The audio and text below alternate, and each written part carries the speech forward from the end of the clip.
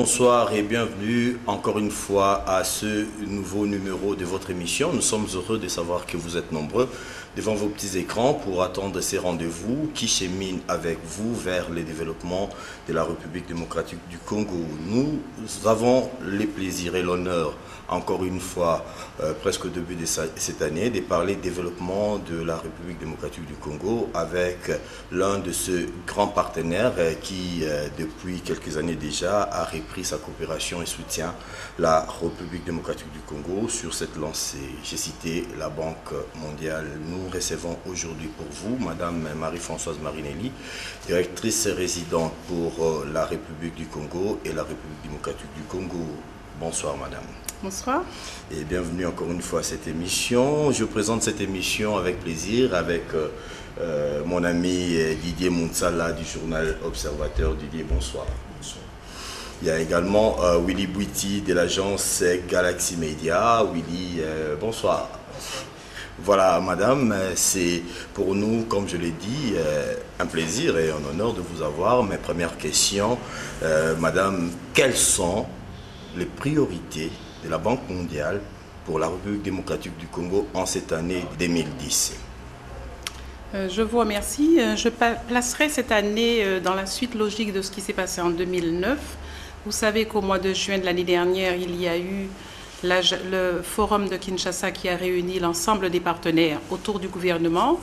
Et je crois que ce forum a dégagé donc des éléments essentiels.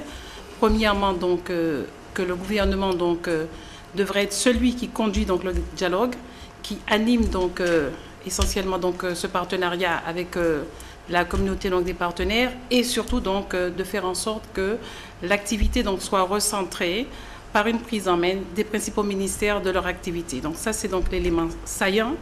Deuxièmement donc ayant donc le gouvernement donc les ministères prenant en main donc leurs activités. Nos activités vont graduellement donc sortir de la phase d'urgence vers une approche beaucoup plus stratégique, ancrée donc dans des stratégies sectorielles. Donc nous voulons voir donc les ministères donc prendre en main donc l'activité et nous venant essentiellement donc en appui. Donc ceci aura donc des implications sur la façon dont nous allons travailler. Nous avions eu, comme vous le savez par le passé, tendance à travailler avec des unités de gestion, les fameux PIUs. De plus en plus, donc, ce sont les ministères donc, qui vont avoir donc, le leadership. Je voudrais, à titre d'illustration, donc, donner un exemple d'un projet que nous allons négocier dans les 2 jours qui viennent. C'est le projet donc, de développement de l'agriculture. Il se trouve que ce projet est inscrit dans une stratégie qui a été donc, définie par les 2 ministères concernés. Ensuite, le responsable, le coordonnateur du programme sera donc le secrétaire général du ministère. Donc voilà un élément donc important. Le deuxième élément pour nous, c'est d'essayer donc de nous recentrer de nos interventions sur peut-être moins de secteurs afin donc d'avoir plus de visibilité donc dans l'impact. Notre avantage naturel, évidemment, c'est donc les infrastructures. Nous pouvons mobiliser donc des ressources relativement importantes. Ça représente déjà, en fait, si vous voulez, la moitié de notre portefeuille. Si j'ajoute énergie, transport et eau, qui sont donc les 3 sous-éléments donc du secteur donc des infrastructures.